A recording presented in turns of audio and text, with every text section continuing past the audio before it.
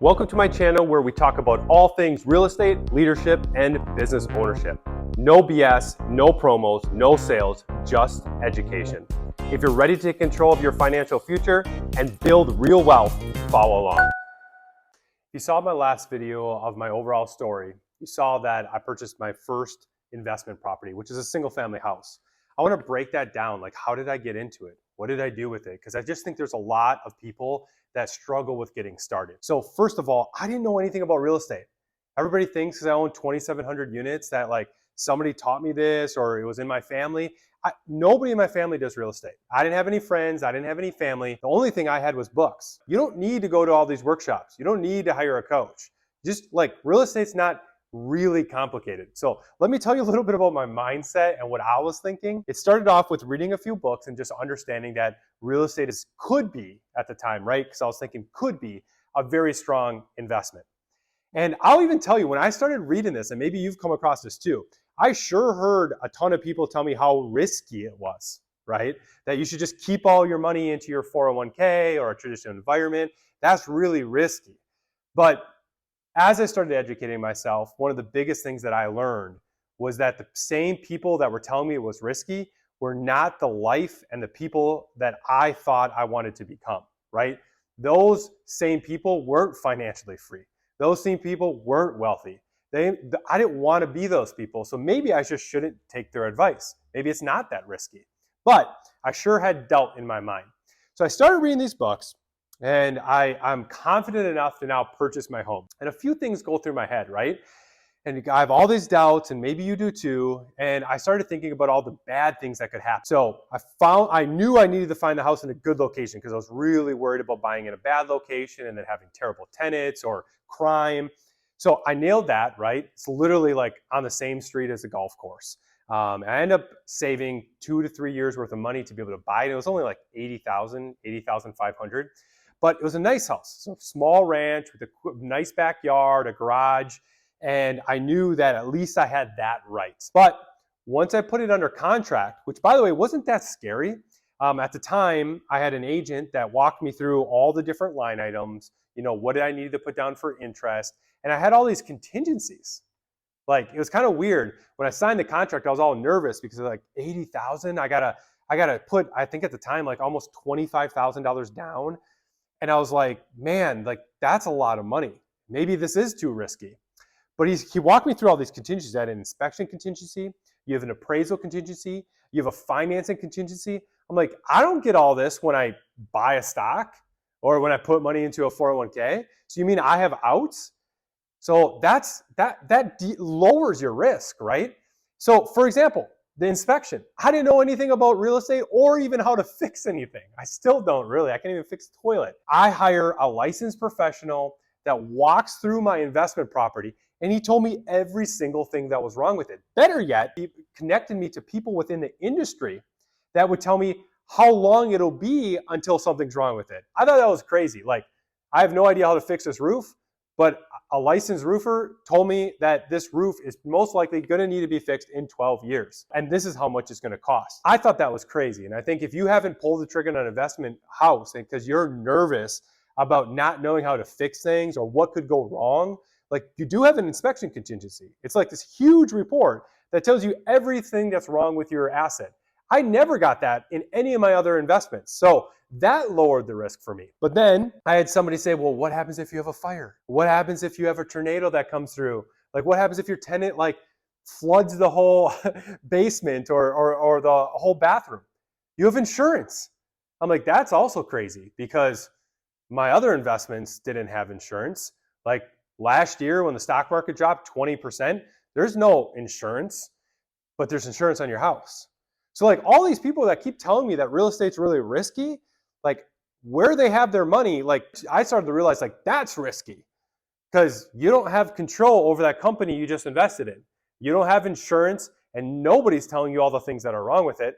But with this investment property that I was buying, someone told me everything that was wrong with it, how to fix it, how much it cost, and then I had insurance.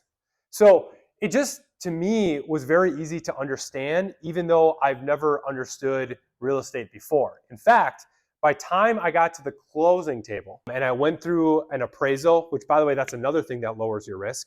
Like you have a licensed appraiser come to value the property that you're buying that will say, hey, it is worth what you are paying for. Have you ever bought a stock or put your money in a 401k where they said, hey, wait a second, like you're buying the stock at $150 a share, but we want to let you know that it's actually only worth 130. Like you don't have that. So I just thought there's a lot of these things before you actually even purchase this investment that actually lowers the risk, doesn't increase the risk. And then when I closed on the deal, I was feeling pretty confident, right? In all my books, I got a chance to underwrite this first property. And it said that at this amount of rent and these amount of expenses, I'd cash flow about $3,200 a year.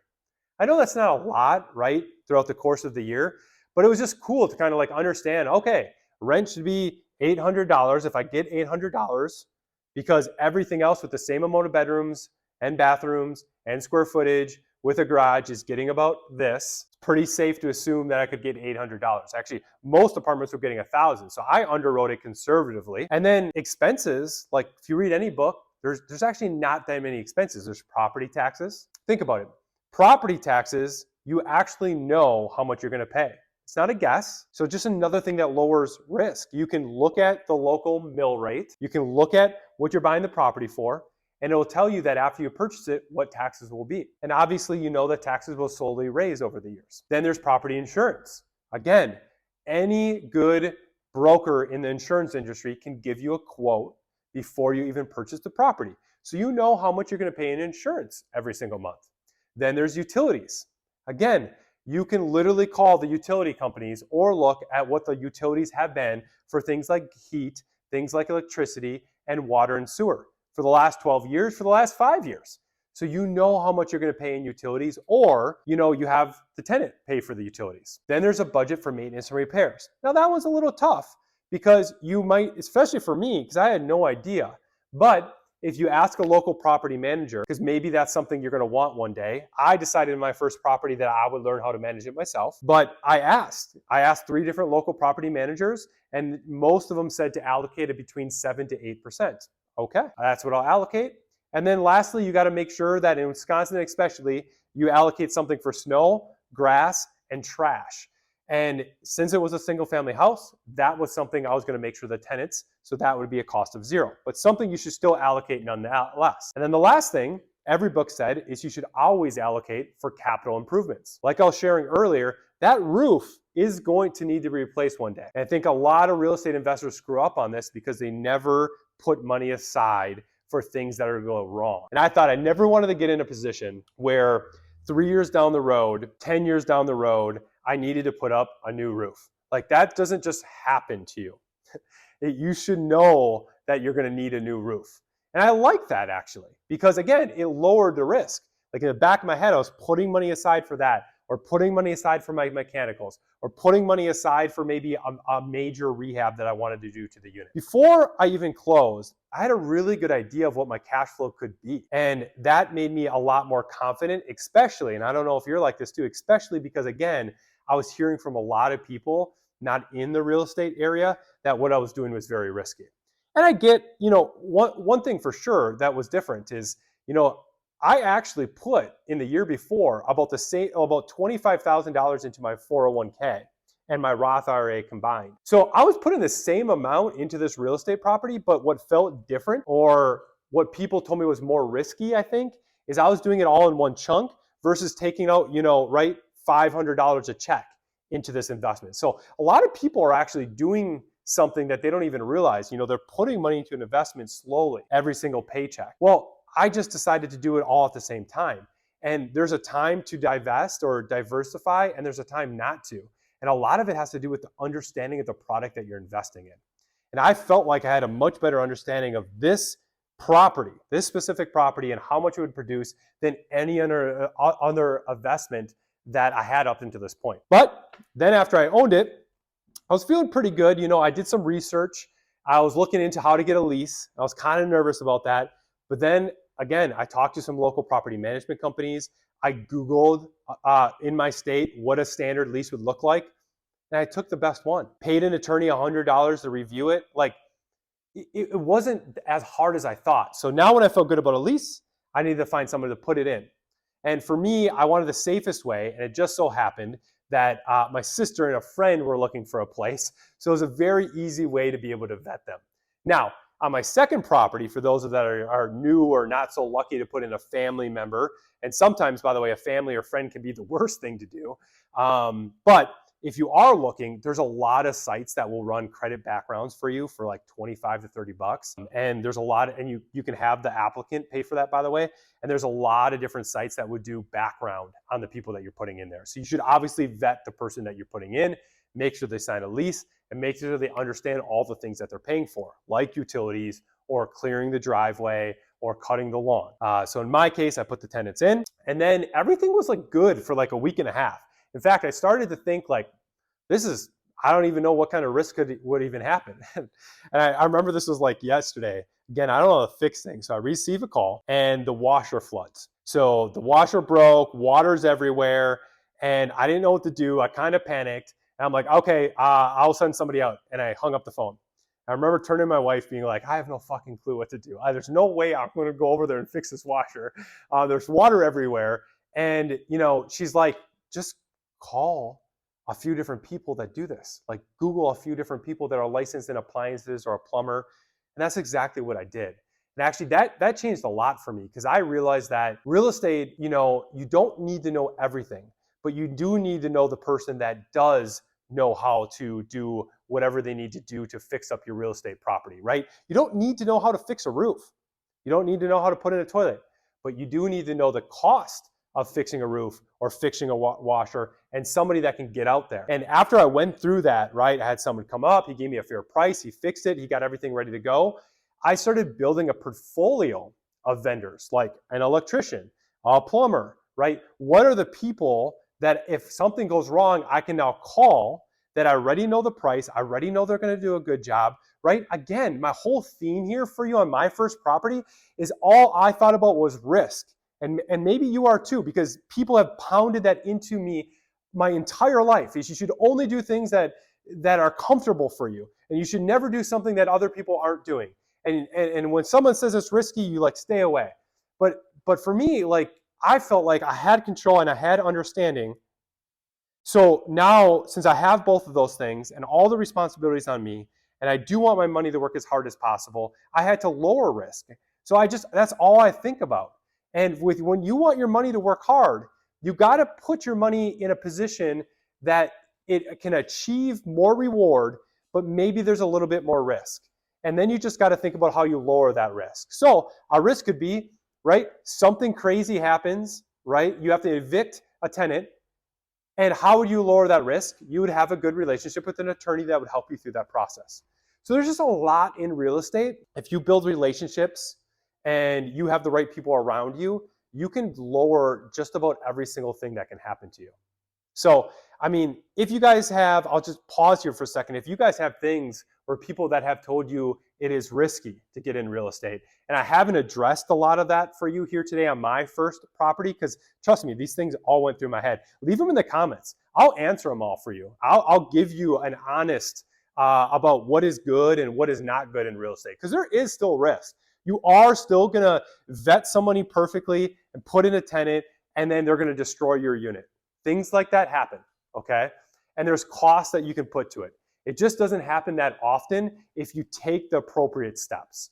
And for me, I did for the most part. And a year went by, and the thing cash flowed about $3,100. So it was incredible to me because that money is in your bank, right? It changed my mind a lot because all those people that were telling me it was risky, they had their money in traditional investments, and no matter what that investment made, A, they had no idea how much it was going to make in a year, and B, they did not have it in their checking account. And I knew I didn't want the things that they wanted. I didn't want my money when I was 59 and a half. I wanted it now because your money now being reinvested velocitizes. It works for you even faster, right? Because a year ago, I didn't have the $3,100. Now I have it, plus the money I saved. I can add that and I can buy my next property. That's exactly what I did. Like I bought a duplex next, and that thing cash flowed $7,500, almost more than twice as much. So now at the end of the year, I have like $10,000 worth of cash flow that in my bank that I now can use to buy another property. Do you see how that compounds? This whole time before I got buying my first property, I didn't have that. I couldn't use my money to buy something else. It was stuck. It was stuck for till I was 60. So some cool numbers on this deal. So when I bought it for $80,400. Today it's worth a little over $180,000. So bought it in 2013, December. So not even 10 years, and the value has increased over $100,000. Rent was $750. So if you do the math, that's about $9,000 a year. Rent today is $1,550. That's over $18,000. So that has doubled as well too. The NOI has doubled. Remember that $3,200, making over $10,000 a year in net profit on this thing. CapEx, I still haven't had to fix anything, mechanical, roof, etc. So that has been awesome, right? Buying and understanding how long things are going to last is huge. I have invested about $5,000 to upgrade things like the floor and the paint and some of the cabinets so that it looked better. That has driven the obvious rent up as well. But I still own it today. I'll probably own it for a really long time. And one thing I would advise you guys to think about is, sometimes in real estate, it's not just how much you make year one, it's the potential and the runway that an asset has. In this case, because I bought in a good location, because I've managed it well, it has had a really nice runway. And I think in the future, like another 10 years goes by, it's not gonna be worth 180 anymore, guys. It's gonna be worth 360,000. Something just to think about as inflation continues to grow.